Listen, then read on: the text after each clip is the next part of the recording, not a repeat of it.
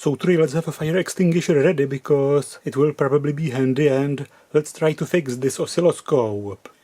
It's a BM556 made by Tesla, and of course it's a different Tesla than the one making the horrible crashing flammable computers on 4 wheels, specifically designed not to be fixable by anyone else. This one is, I hope, fixable. I was donated this one a couple days ago, so big thanks for the donation, and out of all oscilloscopes I have, this one is probably in the roughest shape. But of course I'm not complaining about anything donated. This actually makes the video more adventurous. So let's try to plug it in and let's see what happens. Here's the power switch.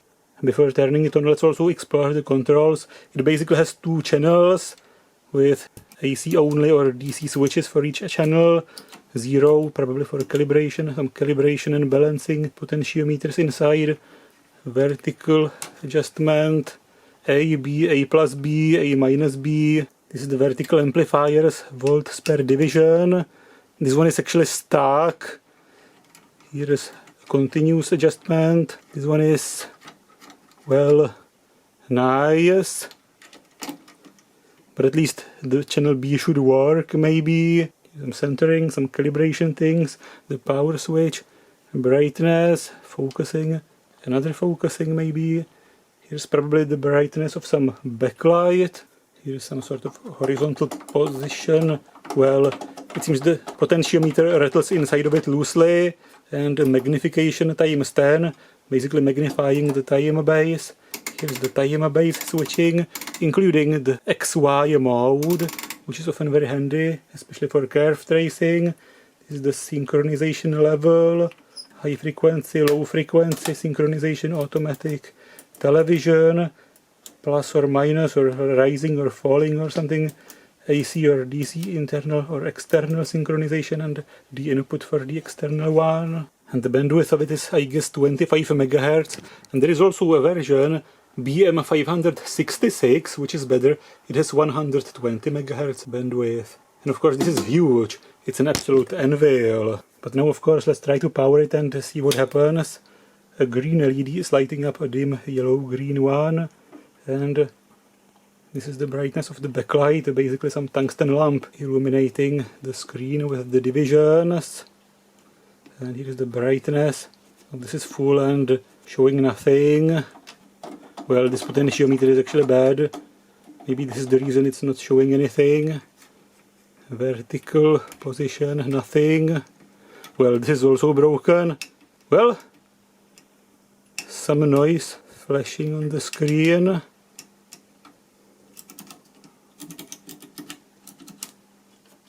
Something's happening, at least.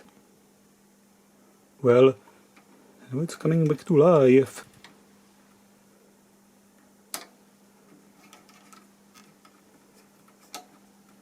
Two channels, nice. Well, this is not going to work. This is the magnification. I guess the time base is actually working.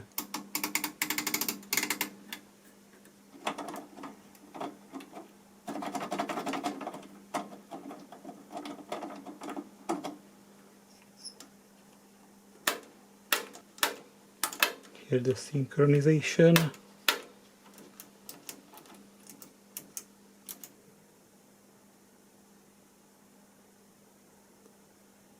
Now it's randomly flashing.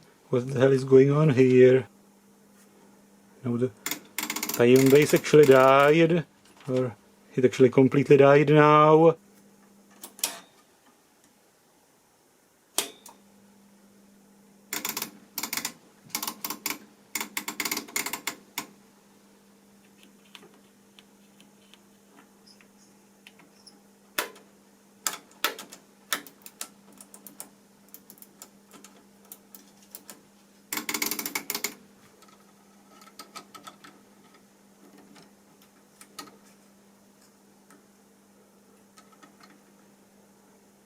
Well, now it's completely died and I can smell something burning. Well, I can actually see a smoke coming from it. Okay, let's turn it off. Something in the back on the left side of it is smoking. So let's open it. The thing filled my room with a horrible smell of something burning.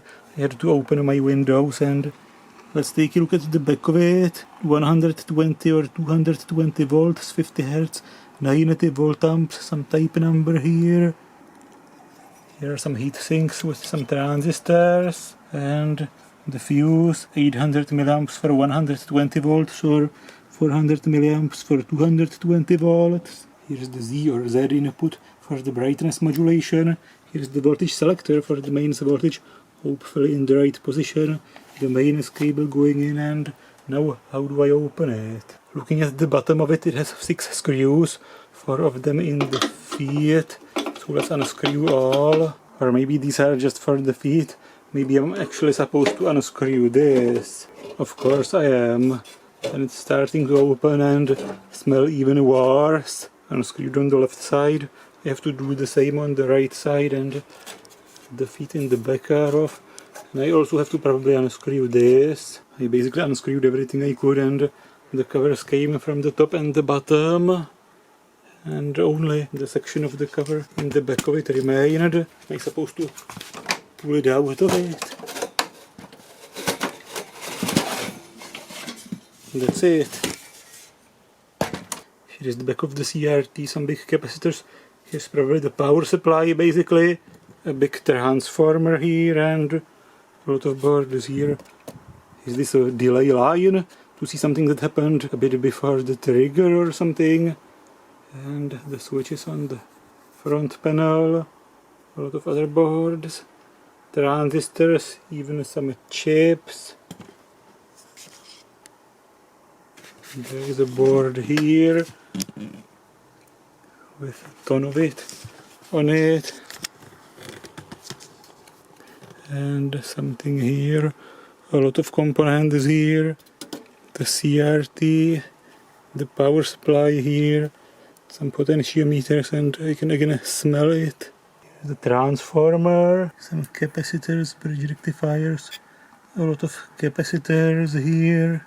And here's a better view of one of the boards with a lot of components on it.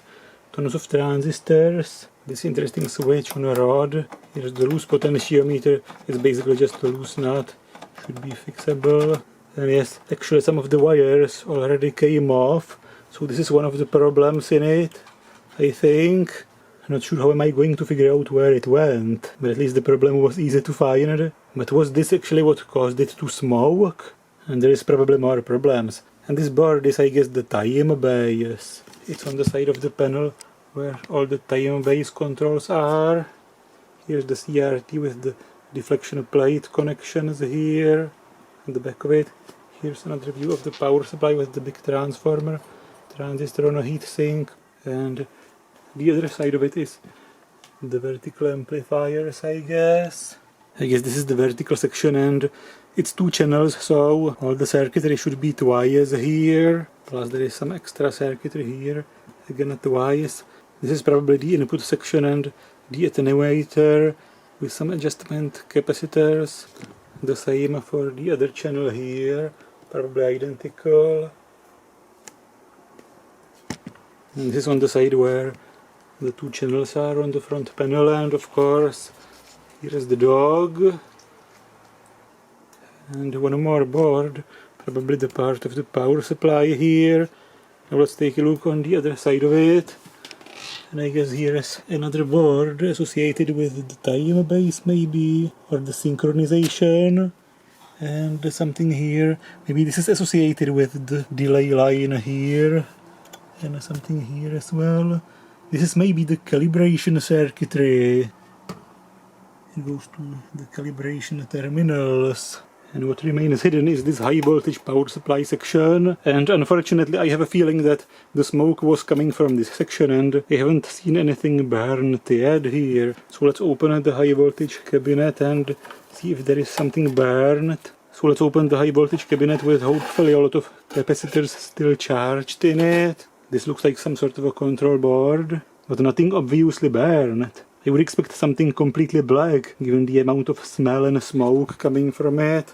And is there some high voltage transformer here? And this is again inside of the high voltage cabinet, and I can see a lot of resistors, some resistive dividers, and probably some multiplier with multiple high voltage capacitors, 10 nanofarads, 2 kilovolts, and 2 big high voltage diodes, I guess. Well, this one actually has a symbol of a diode on it, some high voltage wires. It seems like something oily is coming from this diode.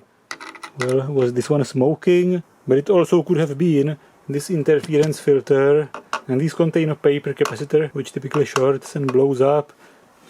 It might have been this filter, but if this one shorted, it would probably just blow the fuse and that would be it. But because the screen was intermittently flashing, it would be more likely something was arcing in the high voltage section. Well, I can just be lazy and turn it back on and see. It has been already operated with the potentiometer with the broken wires, so I think I can't cause any more damage here.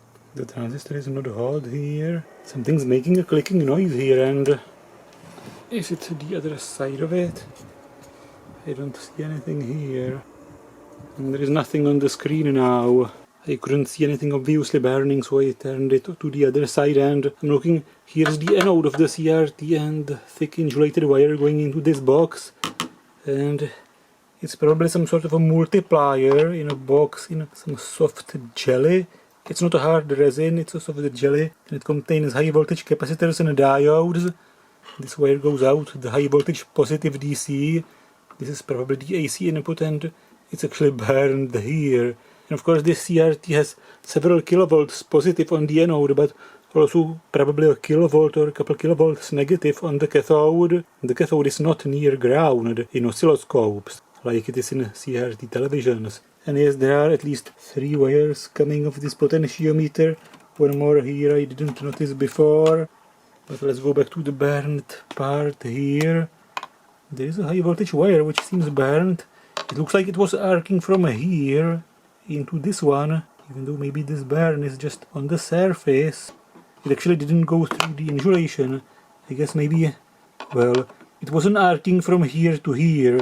It was arcing because this wire coming from the transformer actually came off the terminal, and because of the high voltage it was arcing from the loose wire into the terminal here.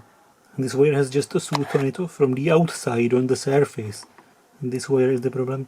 I will try to resolder it onto this terminal, which has the wire going from it to the chassis. So I guess this is the cold end of the high voltage secondary.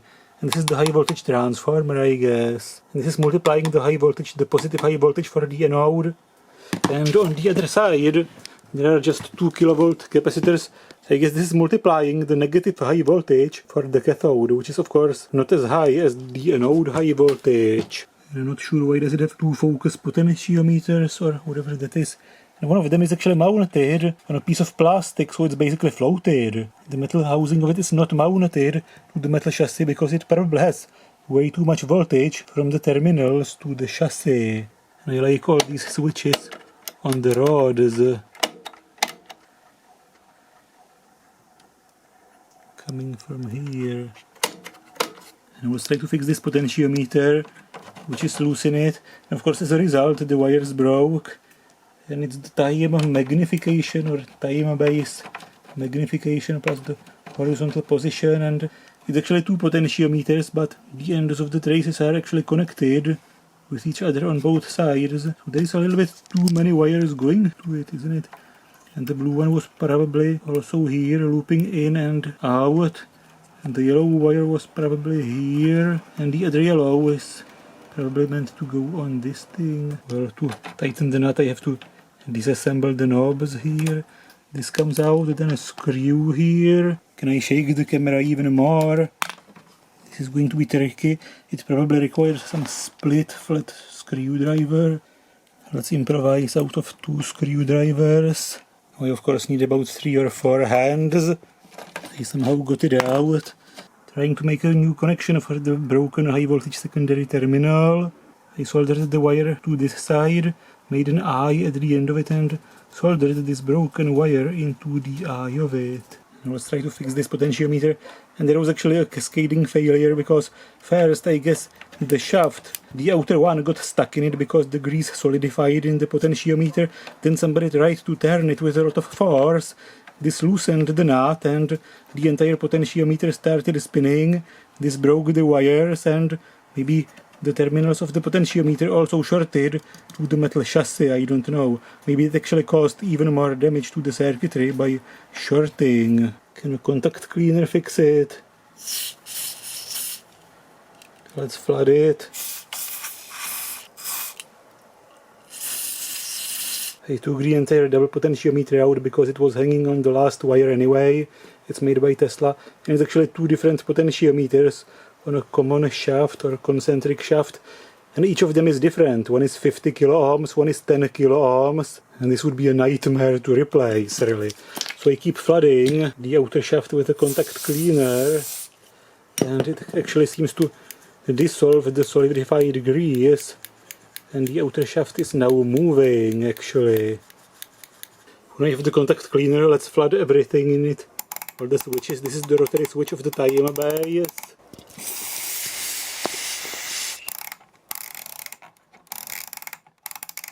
Of course, also all the potentiometers, the ones that are open, some of them are actually sealed. You cannot easily get it in them. Can it also unstick the vertical sensitivity selectors somehow? Let's completely flood it. Now it's completely floating, swimming in it already. And all the switches, potentiometers, everything.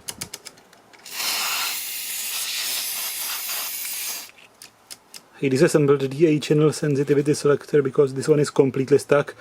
This one is just a little bit harder to turn, but this one is completely stuck. Can this help? Causing a local environmental disaster. So now all the controls on the front panel are cleaned, reassembled. These are now moving nicely. These ones as well. And this is moving nicely. The potentiometer is mounted back, soldered back, the high voltage wires back. Now plugging it in and testing time. And I have to keep an eye on the high voltage. Now there is a beam, we have a high voltage, but why the time base is not running? I can move it. This is coarse and fine, I guess. This is a magnification and now it's way more sensitive to the controls. I guess the time base is just, well, now I guess the time base is actually running. The automatic has to be pressed, of course, for it to run. Because I can focus it to a nicer, sharper beam. Not sure why two focusing controls, maybe one vertical, one horizontal. The brightness is weird. This is now at minimum, and turning it up, it goes full brightness, and from this on, it actually goes back down. Now both traces somehow magically popped up. I can center them. But I still think there is something wrong with the channel A, because when I move the channel B, I have the trace in all positions of this sensitivity selector, but with the channel A, the trace disappears in every third position for some reason. I guess the attenuator has two sections. One is like divided by 10, 100, 1000, and the other section is 1 to 5. It's working in 5 volts per division, not 2 volts per division. It's working in 1.5 volt per division, not 0.2. It's working in 0.1 and 50 millivolts, not 20 millivolts. It's working in 10 and 5 millivolts, not 2 millivolts. It's every third position. There has to be some dead spot in the attenuator, I guess. Actually, I can get it here partially, but I can't center it. In the good ranges, I can actually move it across the entire screen. In the bad ranges, it only gets to the top of the screen, and most of the range of this potentiometer actually gets it outside of the screen. And I was sticking it into my function generator, and it's actually doing something. Using a sine wave, several hundred hertz. It's not synchronizing or triggering.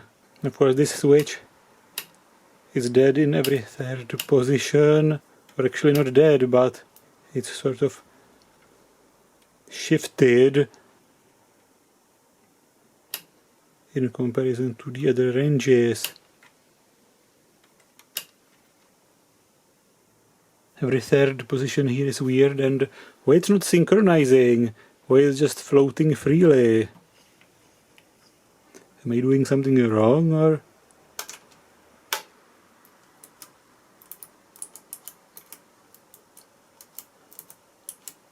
Most of these switches have no effect, and this one stops the time base. This is actually working.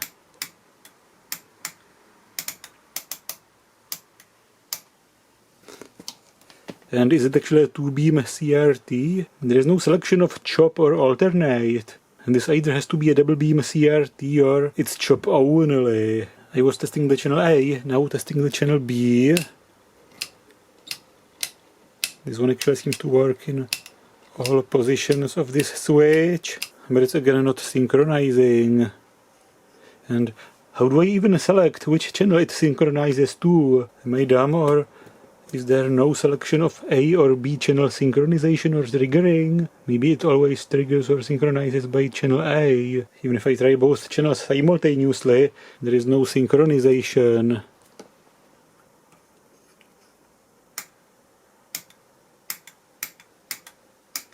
Of course, the magnification works. Sticking the same signal into channel A input and this external synchronization input, and it has no effect, even when it's switched into external synchronization. Now, when I switch it to TV, it actually sort of tries to synchronize,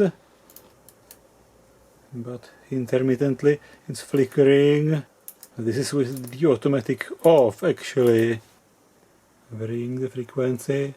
But of course, normally you're not supposed to use the oscilloscope in the TV mode, and in the normal mode it's not synchronizing. And the brightness potentiometer has almost no effect here. And it's actually the brightest somewhere in the middle. This oscilloscope is an absolute disaster, it's completely full of problems. So first let's fix the channel A not working in every third position of the sensitivity selector. And this is the input section of each channel. The signal goes in, you have the capacitor for AC only coupling, you can bypass it using this switch for DC coupling. Here is the switch for 0, it basically just grounded as the input. And here are the first attenuators, dividing by 1, basically just going through a resistor and no division, or dividing by 10 or 100 or 1000, using resistive dividers with compensation capacitors. So this is the 1, 10, 100, 1000 section of it, and then it continues into this active amplifier. And you can see the switch is actually using each divider about 3 times, and after the amplification it actually goes into the other switch, which is 1, 2 and 5. And here it repeats 1, 2, 5, 1, 2, 5, 1, 2, 5, 1, 2, or something like this. This is the least sensitive range, 5 volts per division, then 2 volts per division, which is not working, and this actually shares the same resistors with 200 millivolts, 20 millivolts and 2 millivolts. And these are actually using this 56.2 ohm resistor. And I went and measured this resistor. It actually isn't this resistor, this one is fine. And then I also measured all the other resistors nearby, and everything's fine. I also checked if the switch makes contact, and it does. And actually, the problem isn't actually it being completely dead in every third position, but it's just having a lot of offset. There is a lot of DC bias, it's shifted a lot. So I was thinking, isn't it just out of balance somehow? Can it be adjusted using a potentiometer? And I realized there is actually a balancing potentiometer here to balance the amplifier. And you can see the balancing potentiometer here in it. And here's the switch 125, which has the resistors on it. Here in the center there's the 56 ohm resistor, which I measured, and it's fine. I'm not sure how much you can actually see here, but you can see it actually repeats in every third position. This is the 125 switch, and the 110, 100, 1000 attenuator is inside of this box. It has the compensation capacitors here on this board. And I basically adjusted this balancing potentiometer such a way that the trace is at the same height for all positions of this switch, and it actually works now. And let's try to fix the bad brightness control, which sometimes randomly starts working a bit better, but still the brightness goes up as I turn it and then back down, which is not right. And the brightness setting is this 5 kilo ohm potentiometer here, and the potentiometer is here in the schematic, and it's not as simple as a potentiometer going to some electrode in the CRT. This potentiometer is connected between a 0 and 12 volt rails, and it actually sets a DC voltage going into this 6 transistor contraption, and then from this contraption it somehow goes into the CRT. And I was measuring the resistance of the potentiometer in various positions, and it seems fine. Measuring the slider of the potentiometer and turning it, and the voltage is actually going down continuously and not back up. Because the brightness goes up and back down. So it's not the potentiometer causing this problem. And the problem has to be somewhere in this circuitry, which is on the same board as the high voltage power supply for the CRT. Well, I had to take a closer look at the schematic because it's a bit confusing.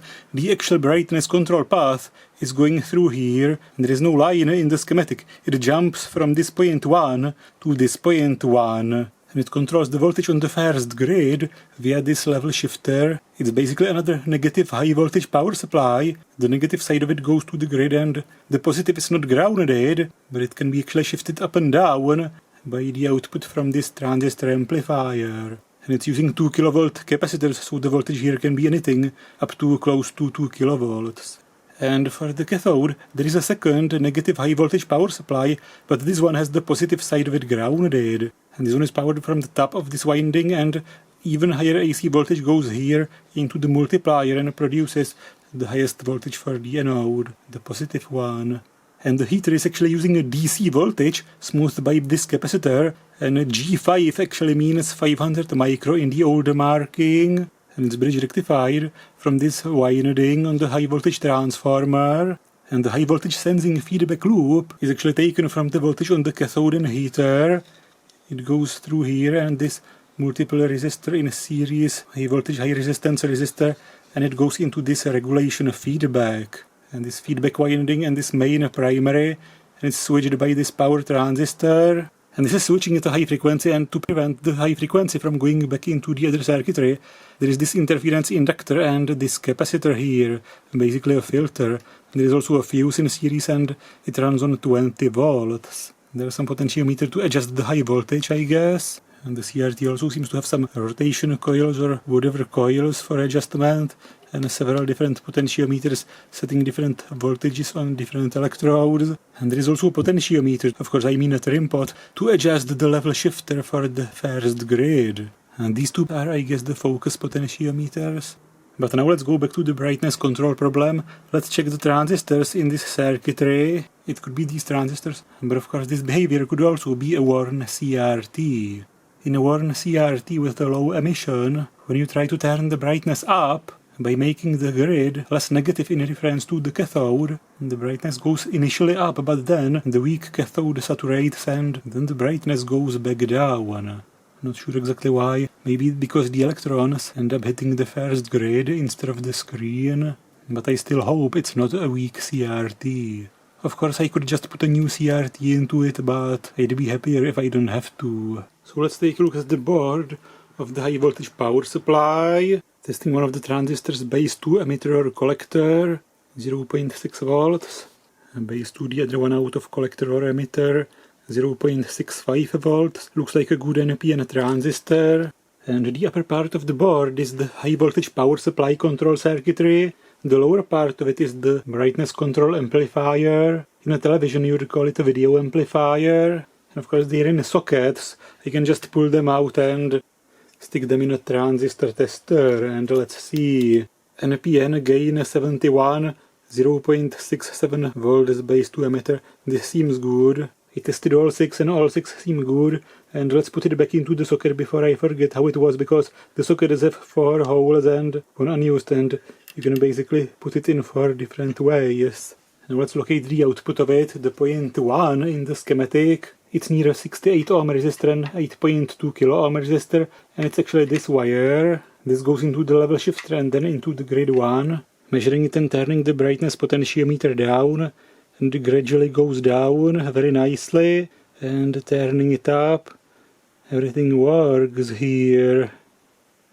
And of course measuring the voltage on the other side of the level shifter would be very tricky because it's high voltage in reference to ground, and also the output of the level shifter has such a high impedance that the voltmeter would influence it. And of course the level shifter is using some of these high voltage diodes, resistors and capacitors in this cabinet, plus some winding of the high voltage transformer. And let's take a look on the other side of this here. Here's the level shifter adjustment potentiometer. But of course readjusting this would actually hide the problem, not solve it, I guess. The level shifter doesn't seem to be the problem. Unfortunately, it seems like the CRT is weak. In a good CRT, as you turn the brightness up, the brightness goes up with the rotation of the potentiometer, but here it actually goes up and then back down. Of course, adjusting the level shifter can hide the problem, basically just by turning it down, so it basically limits the range of the regulation beyond this point, but I actually want to fix it, not hide it. So either the CRT is worn out or maybe some of its voltages is wrong. I'd like to measure its heater voltage because if a CRT is getting a too low heater voltage, it can actually appear worn out even when it's not. But of course the problem is that the 6.3 volt heater has basically 6.3 volts between its terminals, but it can be almost 2 kilovolts negative in reference to ground, so it's a bit tricky to measure. But let's try to use the most cheapest disposable horrible Chinese $3 multimeter, and let's try to float it to measure the heater voltage. And of course the heater voltage is DC, and it's actually rectified here using a bridge rectifier made of these 4 diodes in the center and this electrolytic capacitor, 500 microfarads, 10 volts. Trying to make a connection to the capacitor. Sticking some random plastic under it to keep it isolated from everything.